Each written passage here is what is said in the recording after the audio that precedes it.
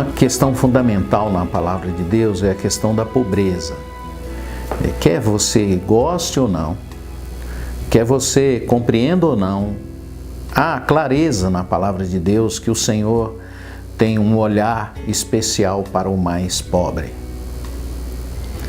E não é possível a gente continuar vivendo em um país em que 1% da população detém 30% da riqueza.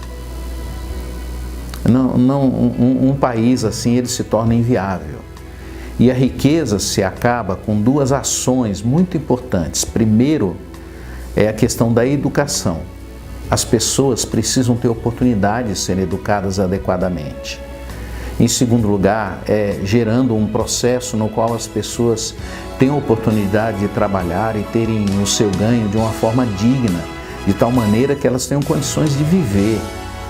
As pessoas não podem continuar vivendo e dependendo do Estado, do governo, o tempo todo, a vida inteira, dependendo de bolsas, de esmolas. Isso não é o padrão da palavra de Deus. Então, quando você for escolher um candidato, preste atenção naquilo que a palavra de Deus diz. A palavra de Deus diz que aqueles que governam contra aqueles que são pobres, esses são injustos. Observe os candidatos, qual é a proposta que eles têm.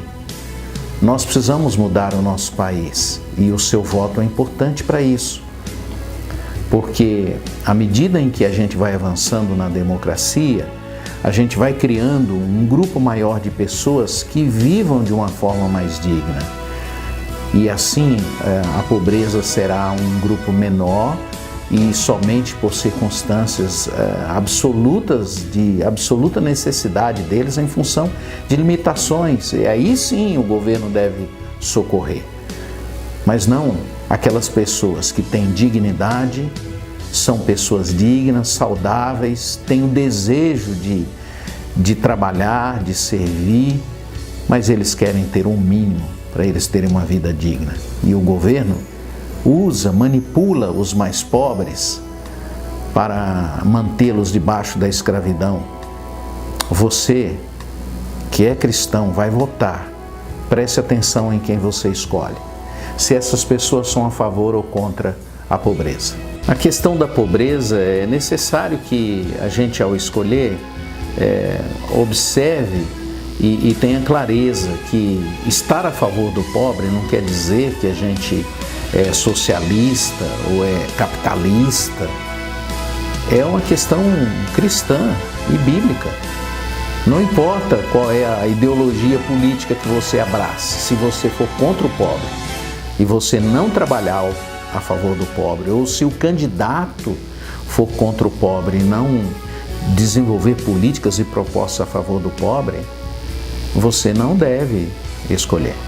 Sempre que a gente diz uma fala para que as pessoas sejam a favor do pobre, as pessoas logo confundem essa questão com questões ideológicas, ser socialista ou ser capitalista. Do ponto de vista bíblico, ser a favor do pobre é praticar a justiça. Então, ao escolher um candidato, você deve observar isto.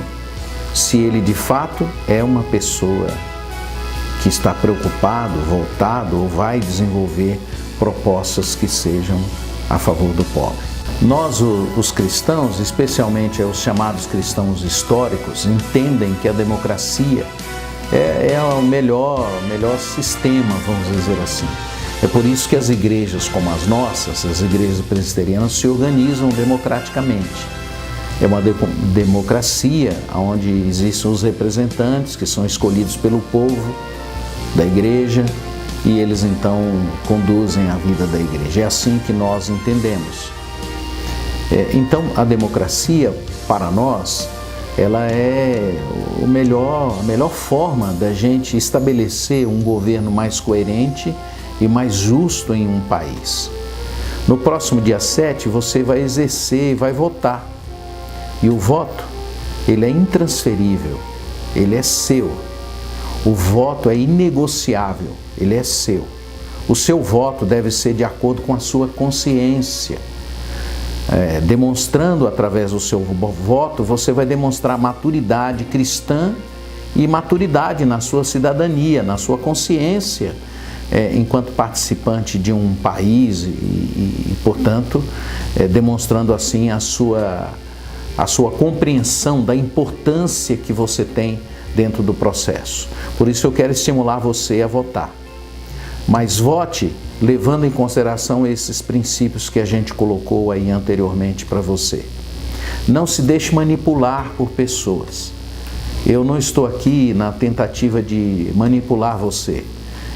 A minha tentativa é apenas ajudar você a ter consciência daquilo que você vai estar fazendo. Não vote em candidatos que se arvoram de serem os defensores de Deus. E isso nós já estamos acostumados, ano a ano, eleição a eleição, aparecem esses profetas de última hora sendo candidatos. São manipuladores. Não vote influenciado por esses pregadores da mídia que ficam defendendo aquilo que lhes interessa.